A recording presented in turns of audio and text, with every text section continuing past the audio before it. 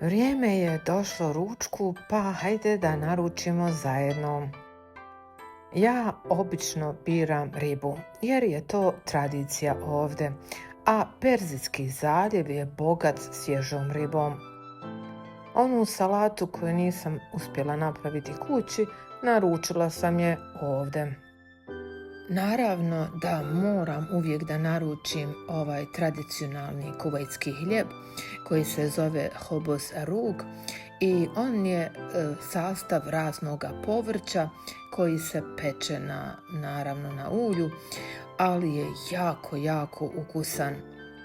Naravno nakon toga slijedi riža, riba, ja sam izabrala hamur, a hamur je riba koja može se samo pronaći ovdje u Perzijskom zaljevu. Jako je ukusna i što je najvažnije, nema kostiju. Ja znam da neću moći pojesti sve, ali to nije nikakav problem. Ja često, kao i mnogi ljudi ovdje, ostavljam ostatke hrane za ljude koji rade na ulici, koji su neki čistači, koji dolaze porijeklom iz Azije i koji ne mogu naravno sebi priuštiti neke ovako, rekla bi, bolje obroke. Kako znam da ja neću pojesti sve, ja pazim kako rukujem sa hranom.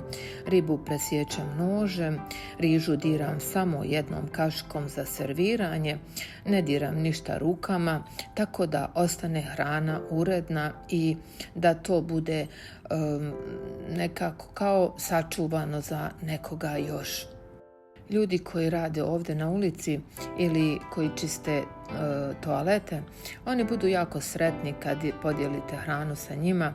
Ja se trudim da nikad ne bacam hranu. Prošla sam kroz teške trenutke u životu i znam da cijenim svaki zalogaj. Zamolim radnike da sve spakuju posebno, salatu posebno, hljeb posebno, rižu, ribu, sve posebno i sve sosove. Ako i treba nešto doplatim, tako da osoba ima cijeli ručak. Nakon ručka ja uživam u čaju i momci se potrude da se lijepo spakuju i onda idemo dalje. Hranu ćemo dati nekome od radnika i to je to. Ćao!